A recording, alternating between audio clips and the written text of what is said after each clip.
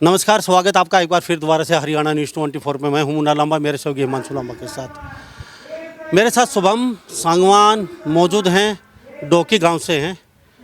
और सांगवान साहब वैसे भी स्मार्ट हैं और 6 फुट की हाइट है ये, और फिल्मी हीरो से कम नहीं लग रहे।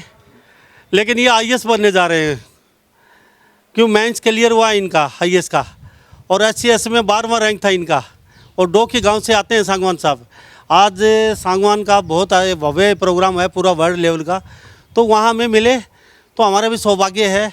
पूरे हरियाणा के नहीं, पूरे भारत के लोगों को, बच्चों को कुछ न कुछ सीखने को मिलेगा इस स्टोरी से भी कुछ न कुछ। क्योंकि शुभम इतना आसान नहीं है, रास्ते बहुत कठिन होते हैं आईएएस आईपीएस एचसीएस के। रात दिन एक करना पड़ता है, सालों गुजर जाते हैं और घर वाले तंग हो जाते हैं, और घर वाले भी कहीं ना कहीं एक झिझक सी हो जाती है, और वो भी कहीं ना कहीं कोसने लग जाते हैं, तू क्या करेगा, तेरे साथ के बच्चे कहाँ चले गए, तू यहीं बैठा रहेगा, हमारे सिर पे बोझ बन गया है, कि बहुत प्रेशर होता है बच्चे पे। तो शुभम से जानेंगे, 12वां रैंक था आईसीएस में, और अभी आईएएस का इनका क्लियर हुआ, शायद ये बन जाएंगे, क्योंकि बहुत इंटेलिजेंट बच्चा है मेरे साथ। शुभम, हरियाणा न्यूज़ 24 पर बहुत बहुत स्वागत। Thank you sir. Shubham, Doki गाँव से आप? हाँ सर। तो सांगवान? हाँ सर, बिल्कुल। सांगवान ने बता डंका बज रहा पूरे वर्ल्ड में। हाँ बिल्कुल सर। तो आपने भी डंका बजा दिया। बिल्कुल, अभी और भी आगे कोशिश है, जारी है सर। शुभम, डोकी गांव में रहते हैं या बाहर रहते हैं? सर मैं अभी गुड़गांव में रहता हूँ। तो मम्मी पापा गांव में रहते नहीं, मम्मी पापा भी गुड़गांव में रहते हैं। हैं? क्या नाम है? अश्विनी कुमार पापा का नाम है, राजबाला मम्मी का नाम है। तो पापा कुछ बिजनेस या कुछ? पापा गवर्नमेंट सर्विसेज में है, राजस्थान में पोस्टिंग अभी। तो mummy mummy house wife. Yes sir. फिर गांव में नहीं आएंगे? गाँव में सर आएंगे, गाँव में जुड़ेंगे, गाँव से जुड़े हैं और गाँव से सदा जुड़े रहेंगे सर। ऐसा लगता है आप तो अब बड़े अधिकारी तो अभी हैं ही, और अभी वो भी आईएएस बनने वाले हैं, और पिताजी खुद जॉब कर रहे हैं, तो शायद दिल्ली या गुड़गांव वाले बन के रहेंगे। नहीं सर, ऐसा कुछ नहीं है। हम गांव से जुड़े थे पहले भी, और आगे भी और ज़्यादा जुड़ने का प्रयास है सर। गांव के बच्चों से मेरी बातें भी होती हैं, और जैसा मैं अभी एचसीएस बन चुका हूं, तो मैं अपने लेवल पर उनकी जितनी सहायता हो सकेगी मैं करूंगा सर। शुभम, सही दिल से बताना, कितने लोग जानते हैं गाँव में? मेरे को सर एटलीस्ट हमारा पूरा पान्ना जानता है सर। और गाँव? गाँव में सर अभी धीरे धीरे और जाने लग जाएंगे। काफ़ी बड़ा गाँव। पढ़ाई बाहर की आपने? हाँ सर, पढ़ाई मेरी स्कूलिंग राजस्थान से हुई है और ग्रेजुएशन से डीयू से हुई है। तो गाँव में कितनी बार आते? पहले, अब नहीं, अब तो चलो आपको आना पड़ेगा, क्यों आप अधिकारी हैं, तो अब तो आपको गांव में ज़रूर गांव से ही संबंध रखना पड़ेगा। तो कितनी बार पहले पढ़ाई करते करते कितनी बार? सर मेरा बचपन में 8 साल, जब तक मैं 8 साल का था, जब तक मेरा गांव में गुजरा है। उसके बाद भी मेरे हर महीने 1 या 2 चक्कर लगते रहे, पर फिर जैसे जैसे प्रिपरेशन में आए तो सर थोड़ा कम हुआ मेरा। जैसे फिर 3-4 महीने में एक बार आना जाना, पर मेरा रेगुलर टच में ज़रूर रहा मैं गाँव से। मम्मी पापा क्या कहते हैं, गाँव में मत जाइए, शहर में रहिए, गाँव से दूर? नहीं सर, ये मैंने कभी अपनी ज़िंदगी में नहीं सुना। मम्मी पापा का हमेशा ये गाइडेंस रही, बेटा गाँव वालों से हमेशा जुड़ के रहना है और गाँव की मिट्टी से जुड़ना है हमेशा। कितने साल बाहर रहे गुड़गांव आपको? गुड़गांव सर, क्या सर?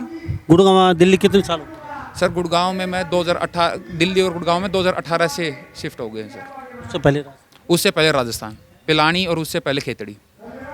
तो शुभम डोकी गांव से आते हैं, चरखी दादरी में है तो आता है डोकी गांव, मैं आपको बताता चलूँ। और ये भी सांगवान है, और सांगवान साहब को मैं सैल्यूट करता हूँ इनको। सांगवान का वैसे ही तूती बोल रही है, और ऊपर से इन्होंने और सोने पे सुहागा।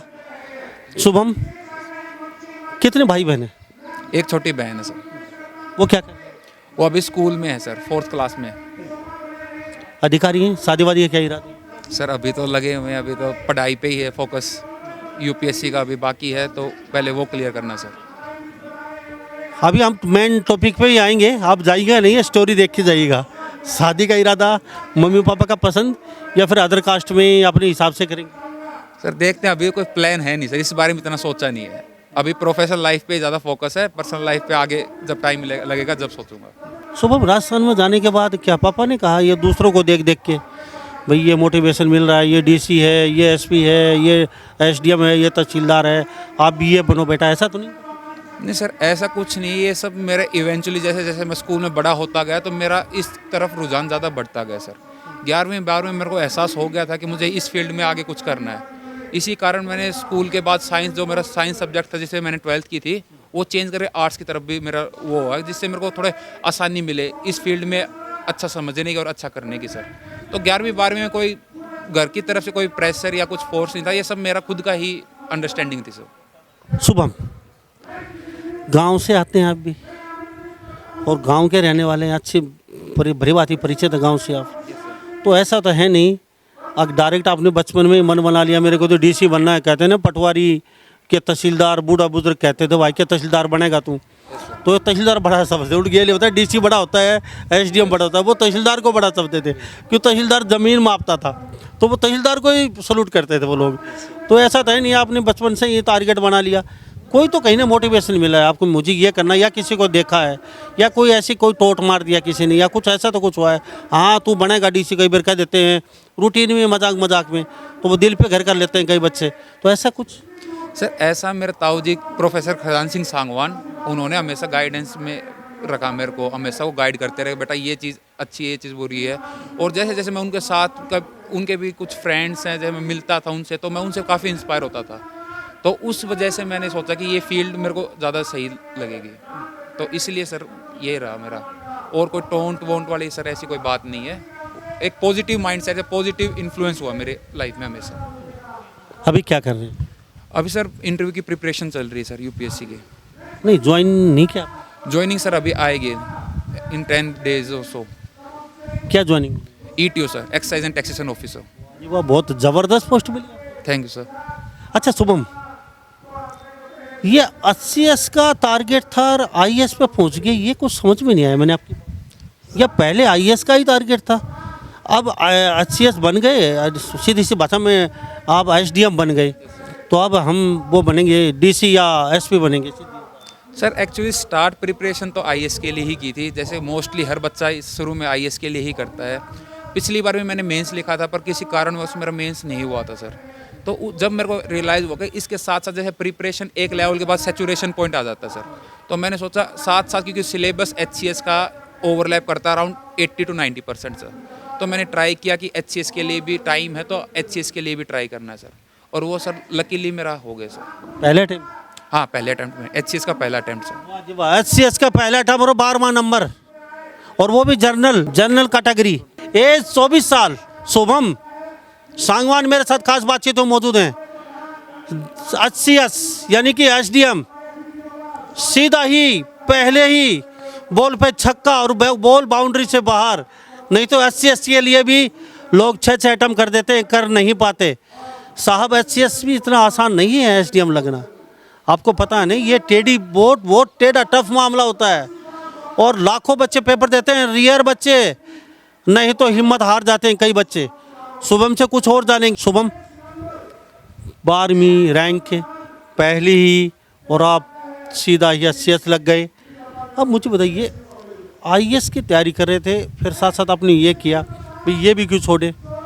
तो ये करने के लिए जो आपने कितना मेहनत करनी पड़ी, कितनी घंटे पढ़ाई की, कौन सी किताब पे फोकस रखा, यूट्यूब से कितना सहारा लिया, यूट्यूब पे कितना भरोसा कर सकते हैं, NCERT पे कितना भरोसा कर सकते हैं, कौन सी किताबों पर ज़्यादा फेथ किया आपने? सर एक्चुअली सिविल सर्विसेज की जो तैयारी थी मेरी 2020 के एंडिंग से मैंने स्टार्ट कर दी सर, प्रॉपर तैयारी सर। स्टार्टिंग जैसे हर बच्चा करता है, बेस बनाना पड़ता है सर, बेस NCERT और जो कुछ बेसिक बुक्स है जैसे पॉलिटिकल लक्ष्मीकांत हो गई और ज्योग्राफी की NCERT 11th-12th की ज्योग्राफी हो गई, तो स्टार्टिंग में मैंने यही किया सर। तो एक बार बेस बनने के बाद मुझे हर सब्जेक्ट का थोड़ा थोड़ा आइडिया लग गया सर। उसके बाद मैंने अपना ऑप्शन के बारे में विचार किया, जो मैंने इवेंचुअली समझ के सोशोलॉजी की तरफ मेरा रुझान हुआ सर। ऑप्शनल में सर जैसे बुक एक हरलम्बोस एंड होलबोन ब्लू कलर की आती है, वो काफ़ी हेल्पफुल है सर सोशोलॉजी के लिए। सोशोलॉजी की मैंने ऑप्शनल के लिए सर मैंने कोचिंग भी ली सर, और मैंने GS खुद से किया, बाकी सब मैंने खुद से किया। ऑप्शनल के लिए मैंने कोचिंग का भी रुझान किया सर। कोचिंग ने भी एक बेसिक अंडरस्टैंडिंग में मेरी काफ़ी हेल्प की सर, और धीरे धीरे सर जैसे जैसे कि प्रिपरेशन में आगे बढ़ता है वैसे वैसे इसकी छोटी छोटी चीज़ें और ज़्यादा समझ में आने लग गई, जिससे आपने जैसे बताया यूट्यूब मैंने sir as a helping buddy use किया सर। यूट्यूब पे कोई भी चीज़ें समझ में नहीं आती, कोई भी करंट अफेयर इशू है सर, यूट्यूब पे एक जनरल अंडरस्टैंडिंग 5 मिनट की शॉर्ट वीडियोस शॉर्ट्स आने लग गए सर, उसे काफ़ी हेल्प मिली सर। और भरोसा है सर, भरोसा आपको प्रिपरेशन में एक बार आने के बाद आपको पता चल जाएगा कौन सी चीज़ सही है कौन सी चीज़ गलत है। आप सीरियस एक एक्सपीरियंट हो तो सही गलत का आप फैसला करना सीख सकते हो सर। यूट्यूब पे चीज़ें अच्छी भी हैं और ऐसे बेतुकी भी चीज़ें हैं सर। कितने घंटे पढ़ाई? सर घंटे के तो 9-10 निकल जाते हैं सर। 10 घंटा ज़रूरी है पढ़ाई का? नहीं सर, ऐसा कुछ नहीं है, क्योंकि एक सैचुरेशन पॉइंट आने के बाद आप 4 घंटे भी दो। एक बार शुरू में आपको सिलेबस कवर करने में 9-10 देने पड़ेंगे सर, बट वो एक बार सिलेबस कवर हो जाए तो सैचुरेशन पॉइंट के बाद आप 3-4 घंटे रिवाइज कर लो, टेस्ट लिख लो, तो वो हो जाएगा सर। कौन सा गेम करते थे? कितना मतलब 8 घंटे में कितना ब्रेक, यानी कि फिल्म में भी ब्रेक होता है, टी पॉइंट होता है, क्रिकेट मैचों में ब्रेक होता है, तो कितना ब्रेक लेते थे? ब्रेक में करते क्या थे? गेम खेलते थे, टीवी देखते थे, व्हाट्सएप पे गपशप करते थे, घर वालों से बात करते थे, या क्रिकेट फिजिकल करते थे कोई? सर एक्चुअली मैं सब कुछ ही करता, जैसे आपने बताया, जैसे घर वालों से बात भी मैं कनेक्टेड रहा सर।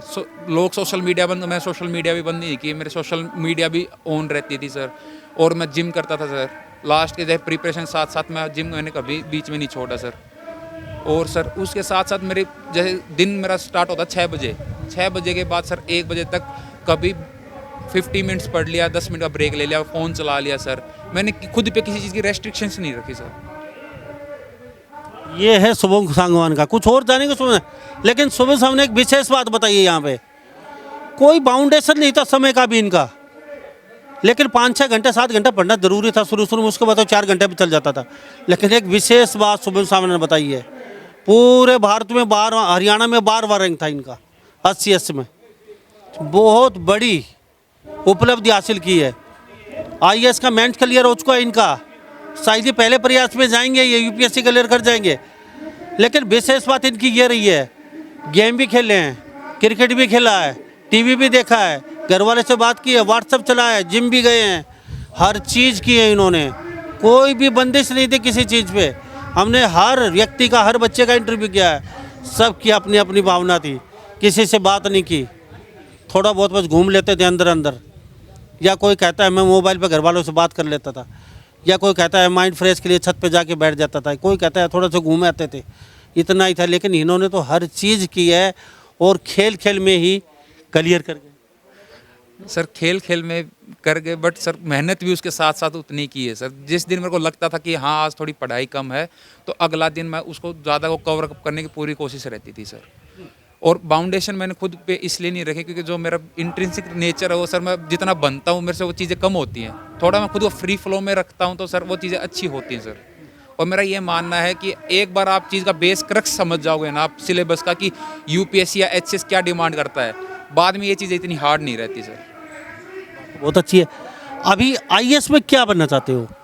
उपायुक्त महोदय बन के पूरे ज़िले पे 1000 आदमियों से रोज़ डीलिंग, या IAS बन के खाकी का खौफ, खाकी का डंडा और रोब और गाड़ी लाल बत्ती की, कई थाने, कई SHO, IAS ये सब?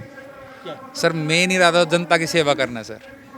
जनता कौन सी पोस्ट अच्छी लगी? सर पोस्ट तो IAS की तरफ ही ज़्यादा रुझान है सर, बट मैं IPS मेरे को बराबर की ही अच्छी लगती है सर। दोनों में कोई वो नहीं है सर, 19-20 का अंतर कह सकते हो आप।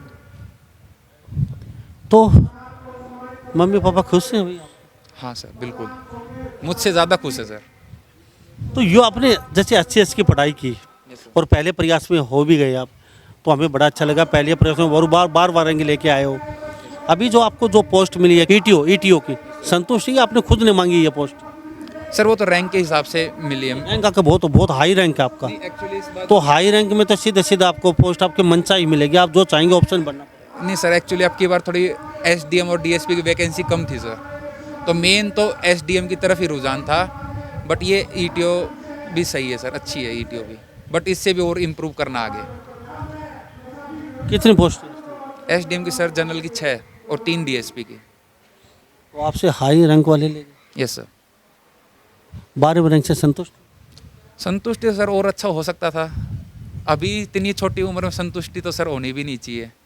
संतुष्टि होगी तो फिर और अच्छे करने की हिम्मत सी टूट जाती है।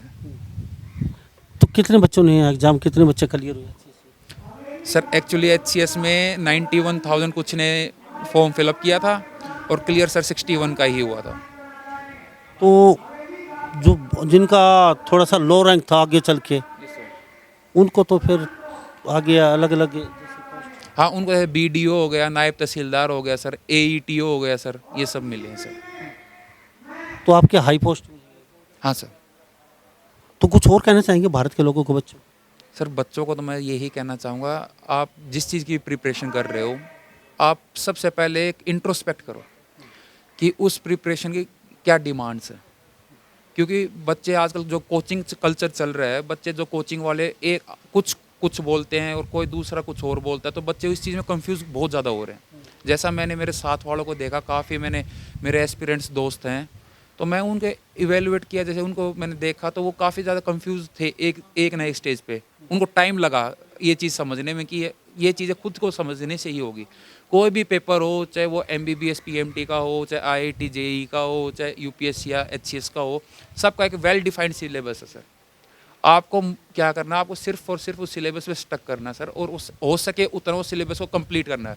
क्योंकि पूरा सिलेबस तो कोई कंप्लीट नहीं कर सकता, इसमें कुछ वो होता है वेरिएबल कि कुछ बाहर से भी आएगा। ये चीज़ आपको माननी ही पड़ेगी, कुछ बाहर से आएगा, वो अपने कंट्रोल में नहीं होगा। बट जो चीज़ अपने कंट्रोल में है, वो चीज़ आपको कंट्रोल करने की कोशिश करनी चाहिए।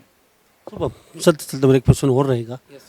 आपसे पहले के बच्चे थे, 3-3 अटेम्प्ट कर चुके, 4-4, 5-5, 6-6 भी, और कई हुए भी नहीं, कईयों का एक आधा अटेम्प्ट बाकी है, वो नहीं हुए, आप पहले प्रयास में हो गए, वो बच्चे क्या कहते हैं आप?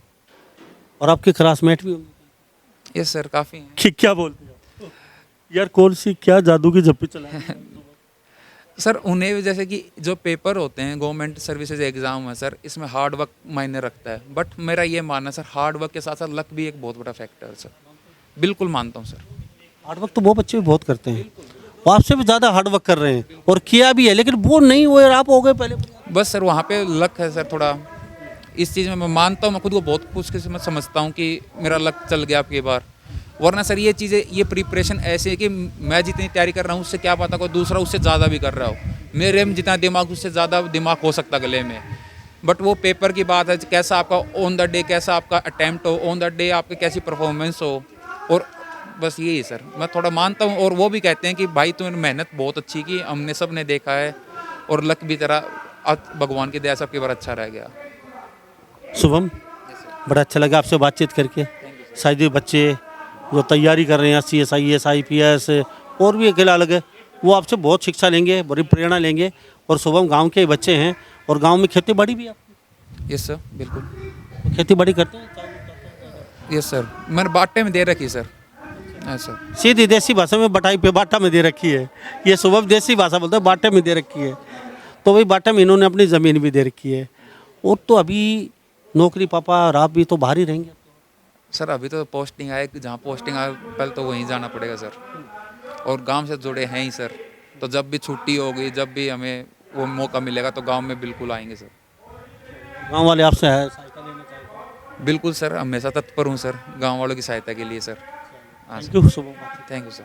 तो हमारे साथ ये शुभम बने थे डोके गांव से।